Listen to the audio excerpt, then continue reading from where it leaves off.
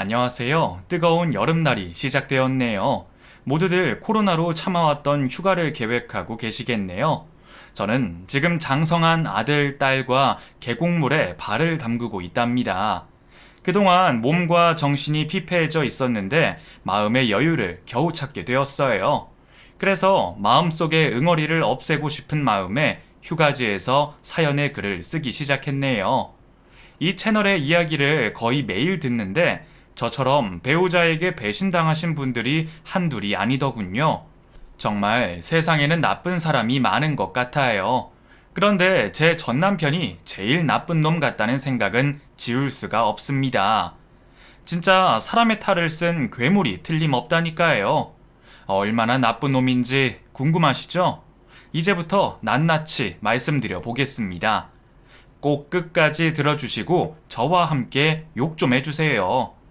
저는 지방에서 살다가 23살에 남편에게 시집을 와서 서울에서 살기 시작했습니다. 친정 부모님은 어릴 적에 돌아가셔서 큰언니의 집에 얹혀 살았기 때문에 아무것도 없이 남편을 따라 몸만 떠나왔죠. 처음엔 시부모님과 함께 살았어요.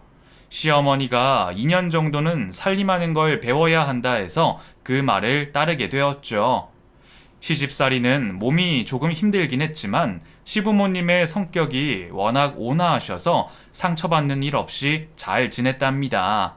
또 부모님과의 추억이 많지 않아서 시부모님과 지내는 게 즐거웠고 행복하기도 했어요. 저한테 애교 같은 게 있는 줄 몰랐는데 시부모님과 살아보니 숨어있던 애교가 막무가내로 뿜어져 나왔답니다. 그리고 2년 뒤 남편과 분가해서 신혼집을 마련했어요. 시부모님과 떨어지게 되어서 아쉬운 마음이 들긴 했지만 둘만의 공간이 생겨서 눈치도 보지 않고 매우 좋았네요. 시댁에서 지낼 때는 남편과 사랑을 나누기가 보통 어려운 게 아니잖아요.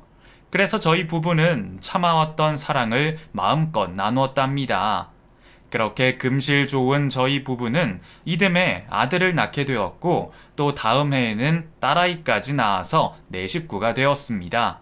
남편은 시아버님의 도움으로 사업을 작게 시작했는데 열심히 노력해서 조금씩 확장해 나갔어요. 10년 동안 부족함 없이 잘 살 수 있었고 평범한 집안에서 아주 조금 부유한 가정이 되었어요. 그래서 아들과 딸에게 유학의 길을 열어주기로 했습니다. 두 아이 모두 공부를 잘하고 욕심이 있어서 호주에 보내게 되었는데 거기서도 장학금을 받을 정도로 공부를 잘했답니다. 그래서 저와 남편은 걱정을 내려놓고 다시 신혼의 기분으로 돌아가 부부 생활을 하기 시작했는데 예전만큼이나 좋은 시간을 보냈습니다. 좋은 일들만 계속 있어서 이대로만 영원하면 좋겠다고 생각했는데 얼마 뒤에 시아버님이 돌아가셔서 조금 힘든 시간을 보내게 되었어요. 남편은 자기 세상이 사라진 것 같다며 일상으로 돌아와서도 많이 괴로워했답니다. 그래도 시간이 모든 걸 해결해 주더라고요. 슬픈 감정이 언제 그랬냐는 듯 다시 웃는 날이 많아진 날들을 보냈답니다. 강산이 한 번 더 바뀌어 저와 남편은 중년의 나이로 접어들었어요. 아무래도 나이가 차다 보니 부부관계가 적어지고 대화만 자주 하며 친구 같은 사이로 지냈답니다. 그래서일까 남편에게서 수상한 낌새가 느껴졌어요. 퇴근하고 집에 왔는데 샤워도 하지 않고 자는 날이 늘어갔고 못 보던 속옷을 빨래통에서 발견하게 되었습니다. 저는 몇 번은 그냥 넘어가다가 확실히 알고 싶은 마음에 남편에게 묻기로 했죠. 제발 바람 피우고 있는 게 아니길 빌며 떨리는 입술로 남편에게 물어보았습니다. 당신 혹시 여자 생겼어? 요즘 수상한 것 같아. 어? 갑자기 그게 무슨 소리야? 여자라니? 아니, 요즘 계속 집에서 샤워도 안 하고 자잖아. 깔끔한 사람이 그냥 잘 리는 없으니까 어디서 씻고 오는 것 같아서 말이야. 게다가 못 보던 속옷도 여러 장이던데. 제가 긴장하며 물었더니 남편은 변명이나 해명할 생각을 하지 않고 입을 다물고 가만히 있었습니다. 뭐야? 정말 바람 피우고 있던 거야? 왜 아무 말도 못해? 빨리 아니라고 대답하란 말이야. 여보, 그게 말이야. 사실은 만나는 여자가 있어. 그것도 꽤 오래됐어.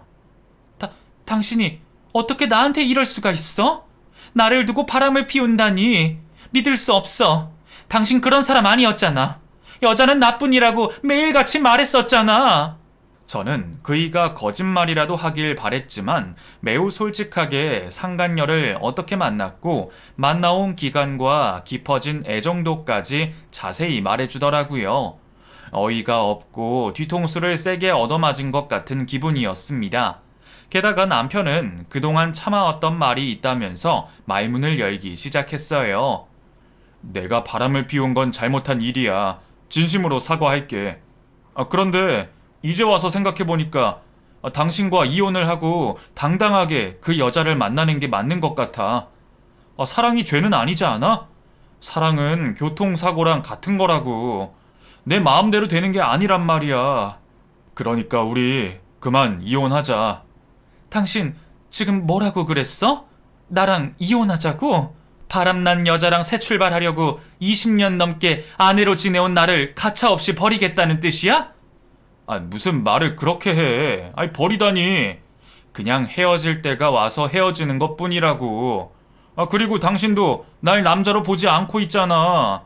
우리가 같이 잠자리를 한 게 언젠지 기억이나 해? 야, 우리 결혼한 지 20년이 지났어. 부부관계가 뜸해진 건 자연스러운 거 아니야? 그런데 당신은 당신 침대에서 구를 여자가 필요해서 나와 이혼하겠다는 거야? 바람 피운다는 걸 밝힌 남편은 당당한 태도로 바뀌었습니다. 아니, 들켜버려서 잘 됐다는 식으로 말을 하더라고요. 흥분하지 마. 이성적으로 생각해. 당신이 지금 나랑 이혼하면 내 재산의 30%는 당신 몫이 돼. 변호사 찾아가서 물어봤더니 그 정도는 주고 이혼해야 한다더라. 당신도 그 돈으로 재밌게 살아보면 좋지 않겠어? 나 말고 다른 남자 만나는 게 재밌지 않겠냐고. 여보, 우리 이제 각자 새 인생을 살면서 축하해주자. 응? 이제 보니 진작부터 이혼하려고 마음을 먹었구나. 내가 바람 피운 걸 알아차릴 때까지 기다린 거니? 네 입으로 먼저 말하기 싫어서 날 고문한 거야? 당신이 이렇게 잔인하고 무서운 사람인 줄 몰랐어. 이 나쁜 인간아. 에이, 여보. 살다 보면 바람도 피우고 이혼도 할 수 있는 거지. 뭐가 그리 심각해. 아까도 말했지만 당신도 다른 남자 만나서 즐겨보라고. 그럼 날 흔적도 없이 잊을 테니까 말이야. 남편과 대화를 나누는 것인지 철없는 애하고 대화를 하는 건지 도통 말이 통하지 않았어요. 그이는 기승전 이혼을 말하며 제발 자기와 헤어져 달라고 말했답니다. 하지만 저는 그렇게 이혼을 쉽게 해주고 싶지 않았어요. 남편이 바람을 피운 건 괘씸하고 화가 났지만 20년 넘게 가정을 지켜온 아내와 엄마의 자리를 버리고 싶지 않았답니다. 어릴 적부터 애정결핍이 심했고 꿈꾸던 가정을 어렵게 이루었는데 남편의 외도로 무너뜨리고 싶지 않았어요. 다들 저를 바보라고 말씀하시겠지만 제 판단은 그랬답니다. 그리고 남편이 미치도록 믿긴 했지만 이 위기를 잘 넘기면 다시 예전의 모습으로 돌아올 거라 확신했어요. 그래서 절대 이혼할 수 없다고 강하게 주장했고 빠른 시일 내로 상간녀와 정리하라고 소리쳤습니다. 하지만 그이는 이미 상간녀에게 푹 빠져 있어서 제 말을 귓등으로 듣고 매일 퇴근하고 돌아와 이혼하자고 쫄라댔어요. 누가 이기나 계속 다투는 날들을 보내며 남편과 저는 끝없는 줄다리기를 했습니다. 나중에는 남편에게 정남이가 떨어져서 얼굴만 봐도 구역질이 나올 지경이었죠. 그래도 전 이혼만큼은 허락하지 않았어요. 남편이 상간녀와 새 출발하는 꼴을 지켜보느니 계속 더러운 불륜으로 남는 게 낫겠다 싶었죠. 그렇게 한 달 넘게 속이 터지는 싸움을 하며 꿋꿋이 버텼어요. 그러던 어느 날 남편이 어두운 표정으로 집으로 돌아왔습니다. 저는 속으로 드디어 상간녀와 헤어졌구나 하는 생각을 하며 말을 걸었어요. 오늘 얼굴이 왜 그래? 당신 애인한테 차이기라도 한 거야? 여보, 할 말이 있어. 잠깐 앉아봐. 이혼 얘기라면 꺼내지도 마. 난 당신 좋으라고 쉽게 이혼 못 해줘. 그게 아니라 어머니 이야기야. 지금 몸이 많이 안 좋으시네. 거동까지 불편해서 혼자 식사는커녕 화장실도 못 가시고 있어. 간병인을 쓰고 있긴 한데 아무래도 남이라서 그런지 많이 불편하신 것 같아. 뭐라고? 어머님 몸이 안 좋다니? 한 달 전까지 건강하셨잖아. 그때 나랑 산책도 하고 그랬는데 갑자기 건강이 쇠약해지셨다고? 당신 말대로 건강하시고 아프신 곳이 없었지. 그런데 당뇨가 더 심해지셔서 합병증까지 오셨어. 온몸이 아프신 데다가 발까지 퉁퉁 부어서 걷지도 못하신다고. 여기서 더 악화되면 큰일이야. 뭐야, 그 정도로 안 좋아지셨어? 어머님 어떡해? 제가 슬픈 내색을 하자 남편이 그래서 말인데 여보, 우리가 어머님을 모시고 살면 안 될까? 대신 내가 생활비를 2배로 올려주고 간병비도 따로 줄게. 사실 어머니가 당신을 많이 찾으셔. 간병인 대신 당신이 곁에 있기를 바라시는 것 같아. 게다가 내가 혼자 본가에 가면 왜 혼자 왔냐고 서운해 하시더라고. 당신하고 정이 많이 들어서 그런지 자주 당신 얘기를 많이 해. 당신이 좀 힘들겠지만 어머니를 모셔주면 안 될까? 내가 이렇게 부탁할게. 라고 말을 하더라고요. 엊그제까지 이혼하자고 노래를 부르던 남편이 시어머니가 아프시다고 하니 이제야 정신을 차렸나 싶었어요. 그래서 저는 지금 그깟 돈이 중요해? 나도 어머님에 대한 애정이 깊어서 모시고 사는 건 어려운 일이 아니야. 다만 당신이 계속해서 바람을 피운다면 어머님을 모실 수 없어.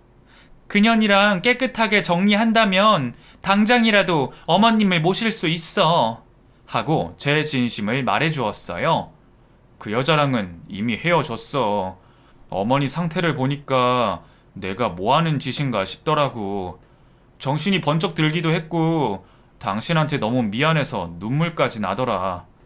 여보, 그동안 나 때문에 속 많이 상했지? 진심으로 미안해. 당신이 날 용서해준다면 앞으로 절대 바람 같은 건 상상도 하지 않을게. 남편의 사과는 진심으로 들렸고 저 역시 그이와 이혼할 마음이 없었기 때문에 용서하기로 결심했습니다. 당신이 그렇게까지 사과하니 내가 이해하고 용서해야지. 난 당신 아내 자리와 자식들 엄마 자리, 그리고 어머님의 며느리 자리까지 무슨 일이 있어도 꼭 지켜낼 거야. 그러니까 당신 앞으로 나한테 10배 이상으로 잘해야 해. 물론이지. 용서해줘서 고마워. 사실 며칠 동안 고민하고 있었는데 이렇게 받아줘서 고마워. 바람난 내가 염치가 없어서 당신한테 묵인하고 있었는데 이제야 속 시원하게 말하게 됐어. 그럼 어머니 모시고 올까? 그래, 내일 나랑 같이 모시러 가자. 어머님이 쾌차하실 때까지, 아니, 계속 함께 지내보도록 하자고. 그렇게 이튿날 남편과 시댁으로 가서 홀로 외롭게 누워 계시는 시어머니를 저희 집으로 모시고 왔습니다. 시어머니는 아픈 자신을 간병하게 해서 미안해 하시기도 했고 저와 같이 지내게 되어서 든든하다고 기뻐하셨어요. 애미야, 이 늙은이를 버리지 않고 걷어줘서 고맙구나. 이 은혜를 어떻게 갚아내야 할지 모르겠다. 어머님, 그런 말씀 마세요. 부모와 자식 간에 은혜가 어디 있고 갚아야 할 빚이란 게 있나요? 그렇게 미안하시면 빨리 건강 되찾으세요. 그래서 저한테 맛있는 것도 해주시고 나들이도 같이 다니도록 해요. 아이고, 이런 천사 같은 애미를 두고 애비가 몹쓸 짓을 했으니 내가 미안해 죽겠다.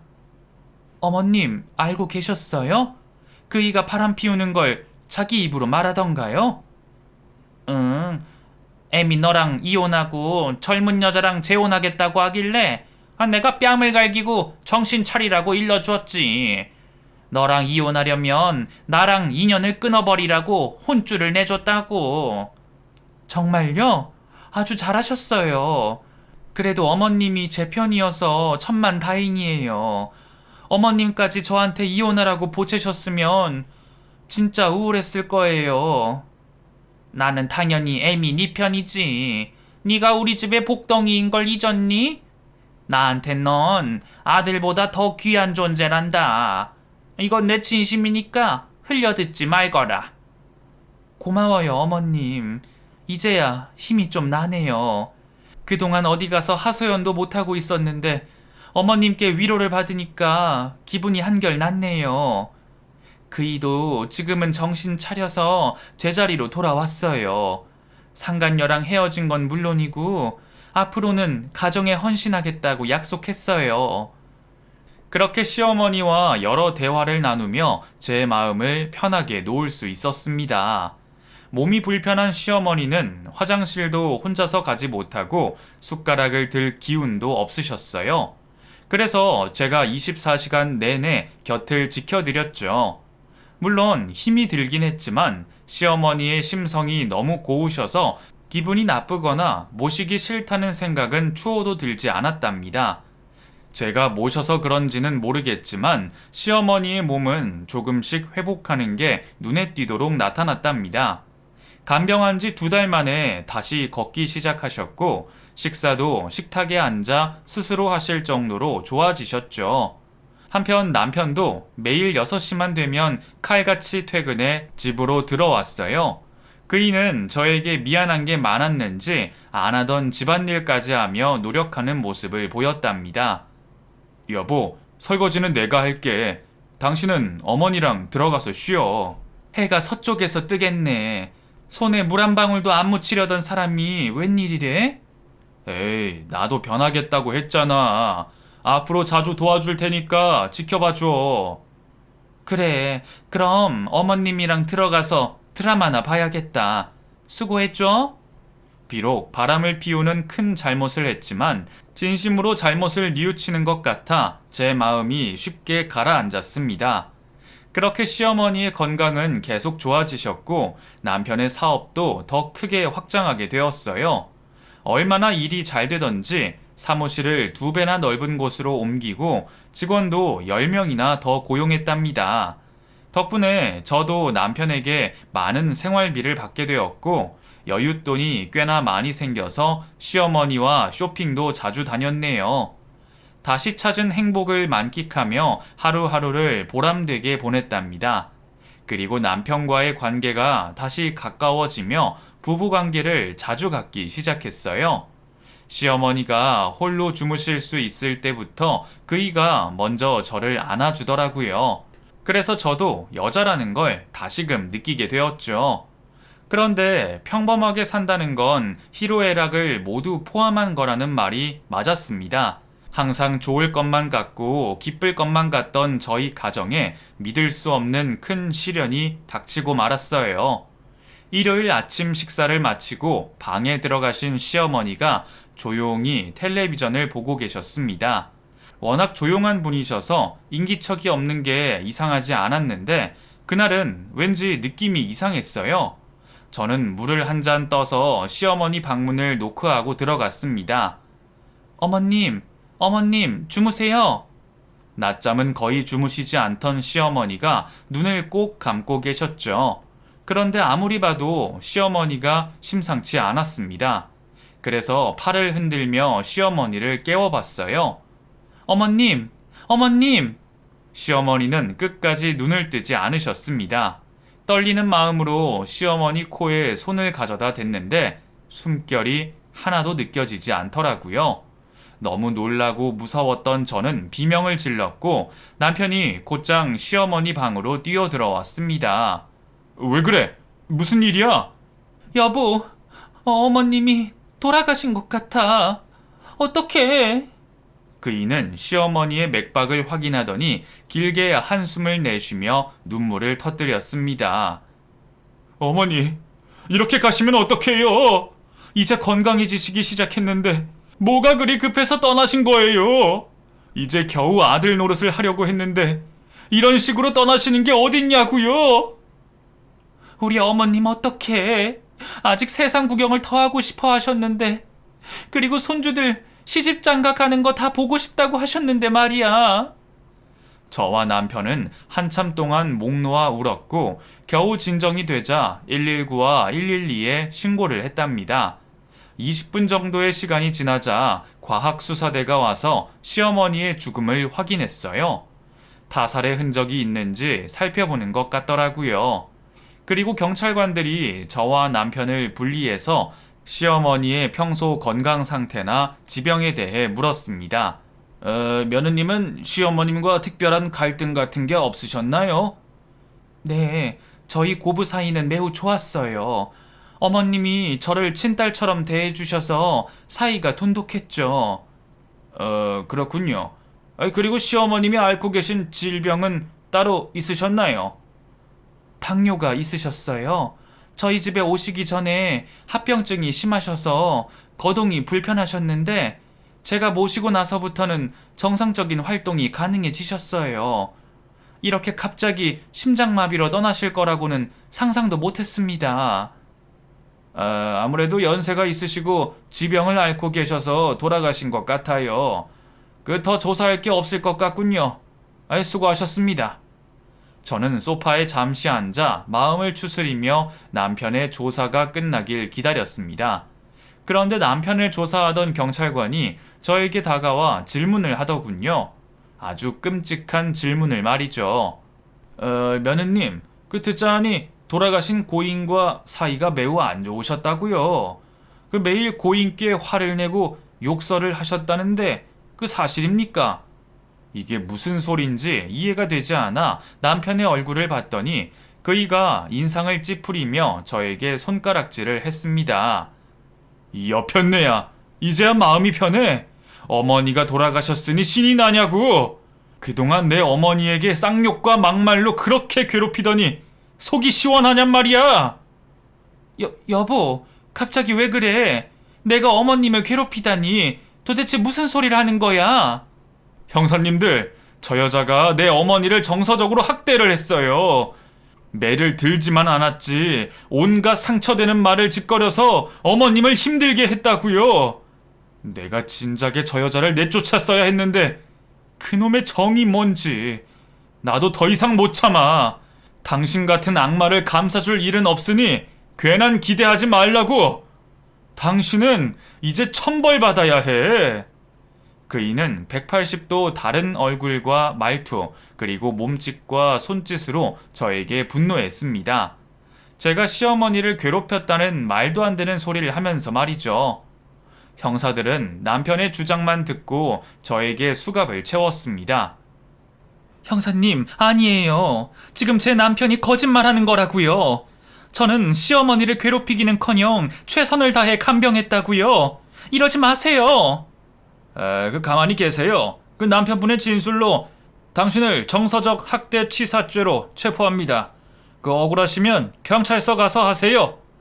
그리고 미란다 원칙을 고지하고 저를 집에서 데리고 나갔습니다.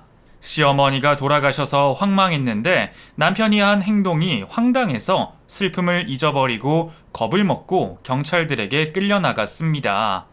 경찰차 안에서 남편이 왜 그런 누명을 씌웠는지 생각을 해봤는데 아무리 머리를 짜내어 봐도 도통 이유를 모르겠더라고요.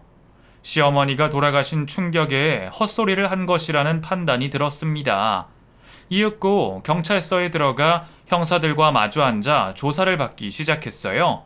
그들은 저에게 시어머니를 정서적 학대죄라고 죄명을 읊어주며 죄를 시인하느냐고 물었습니다. 아니요, 제가 왜 어머님을 괴롭혔겠어요.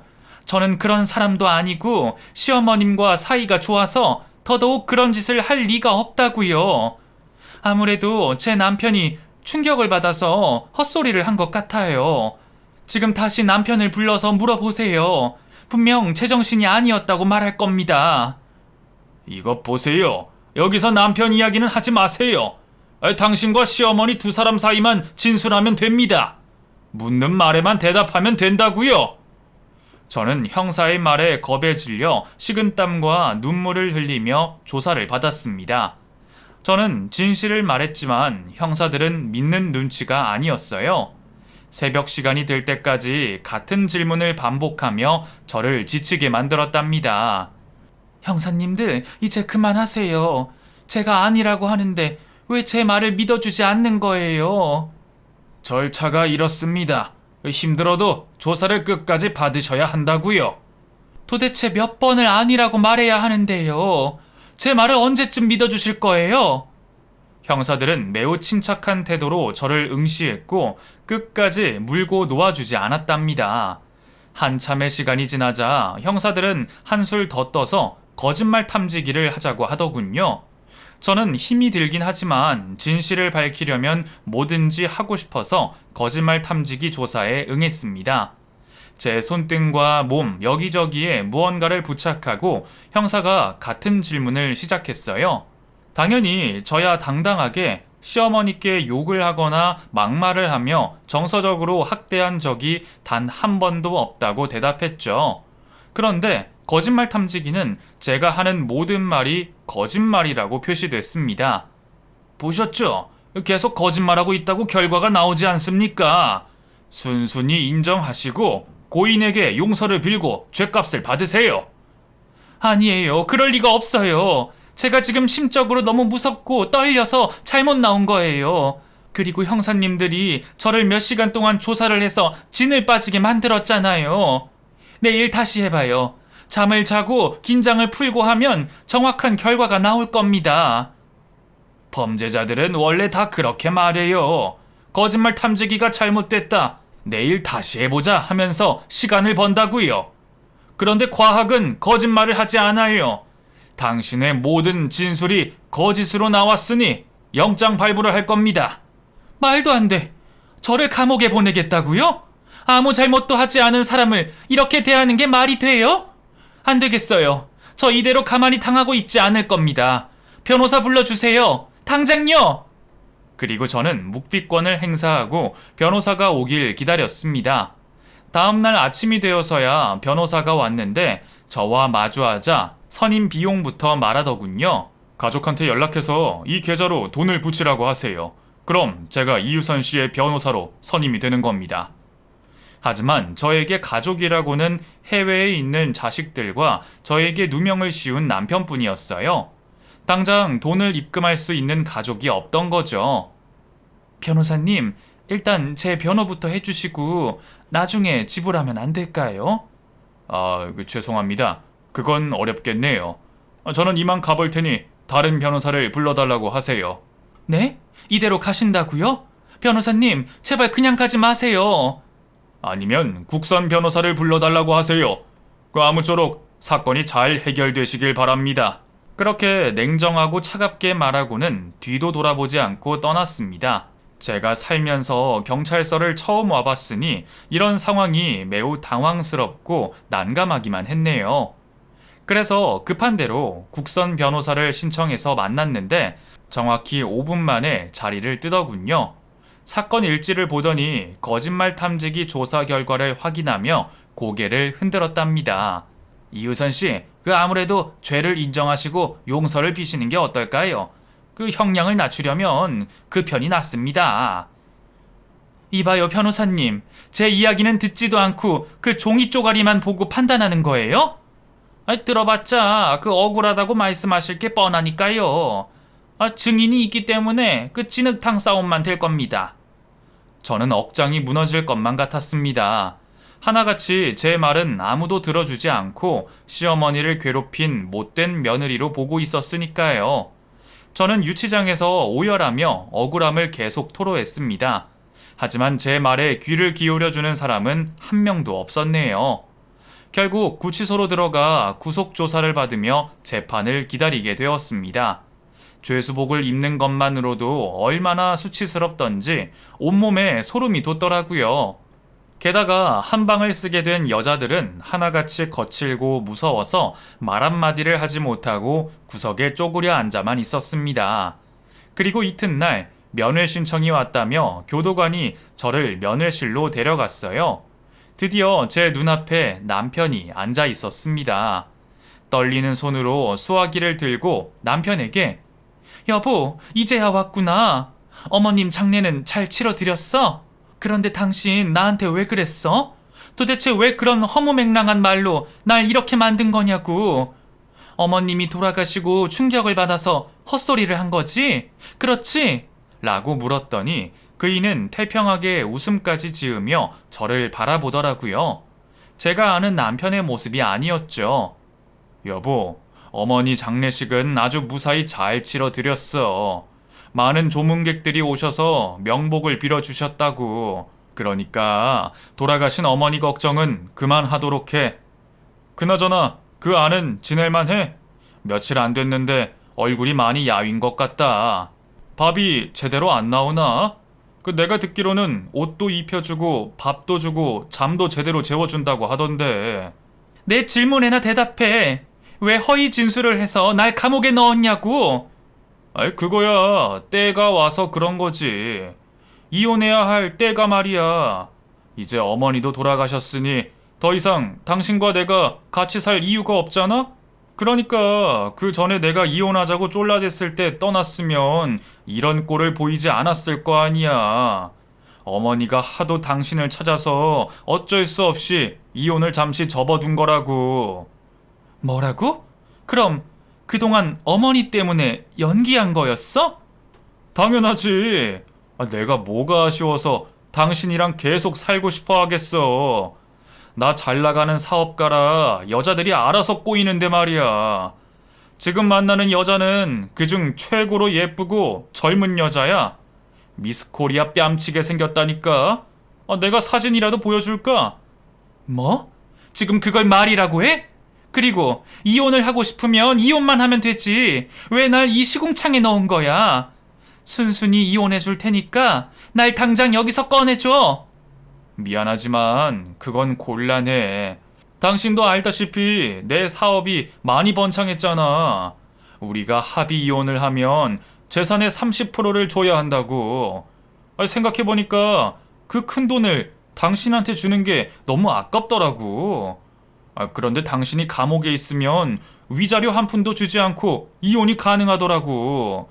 시어머니를 학대한 아내에게 위자료를 주라고 선고하는 판사는 세상 어디에도 없잖아. 어쩌겠어. 이게 팔자다 생각하고 그 안에서 몇 년 살아봐. 감옥도 사람 사는 데라 별로 힘들지 않을 거야.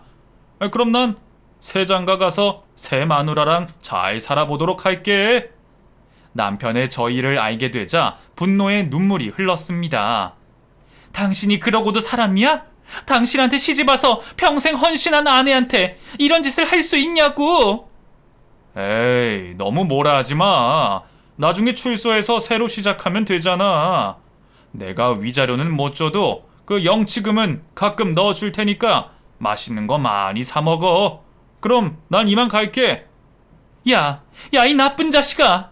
너 내가 가만두지 않을 거야. 하늘에 있는 어머님도 당신한테 천벌을 내릴 거라고. 남편은 미소를 보이며 면회실에서 나갔고 저는 허망한 심정으로 다시 감옥으로 돌아갔습니다. 저는 어떻게든 무죄를 입증해야겠다는 생각만 하며 머리를 짜내어 봤어요.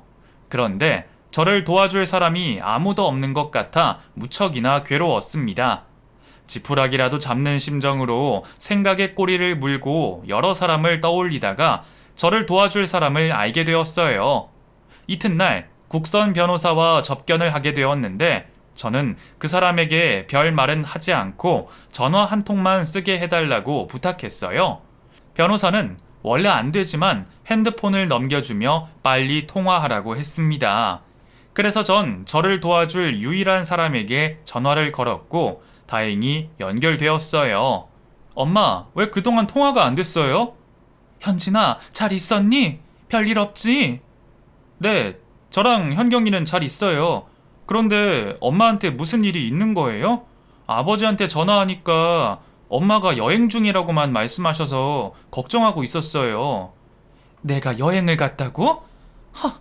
네 아빠 정말 무서운 사람이구나. 엄마 지금 감옥에 있어.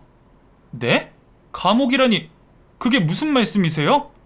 저는 자식들에게 이런 모습을 보이기 싫어 말하지 않으려고 했는데 유일하게 절 도와줄 사람이 아들, 딸 말고는 생각나지 않아서 제 소식을 전했답니다.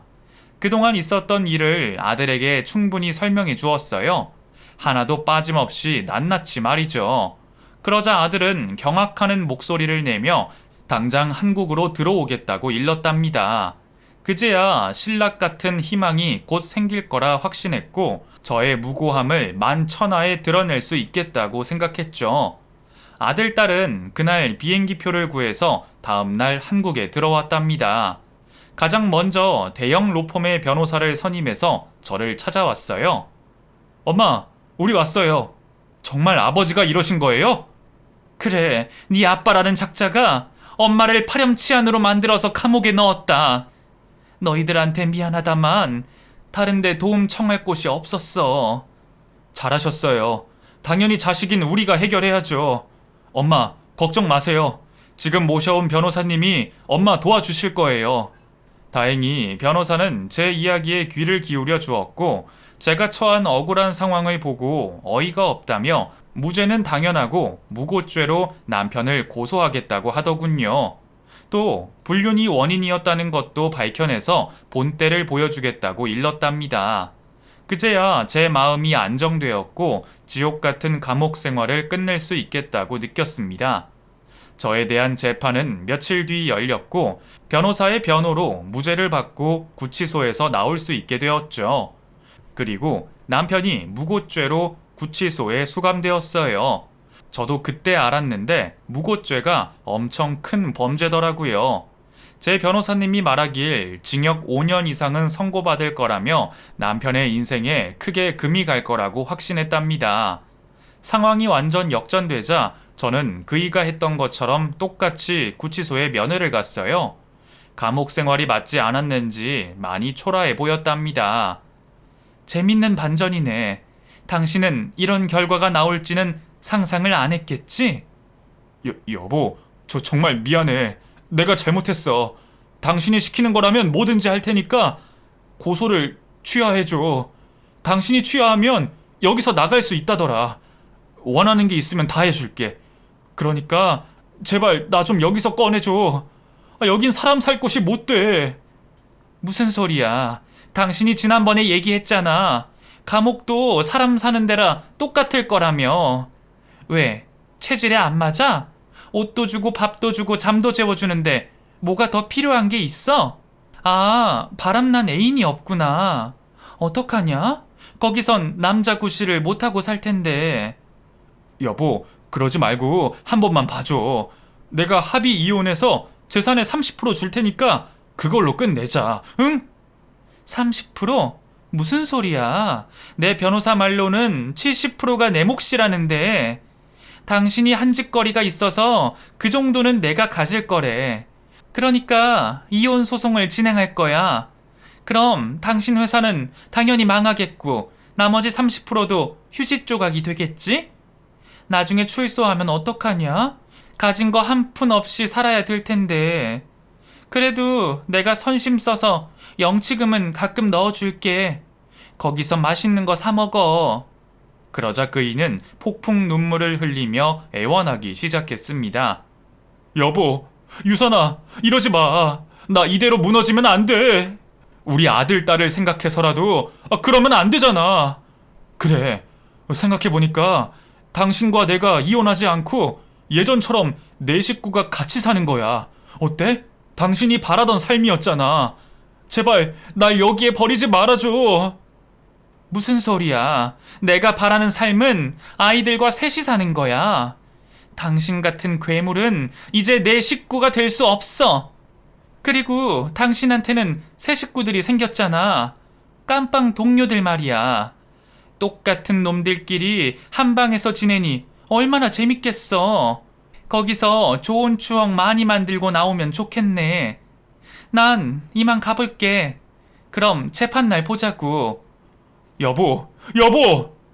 저는 그이가 했던 것처럼 비소를 날리며 면회실에서 빠져나왔습니다. 아주 통쾌하고 시원한 순간이었죠. 그렇게 얼마 뒤 남편의 재판날이 되었고 예상한 대로 무거운 선고가 내려져 감옥 생활을 오랫동안 해야 했답니다.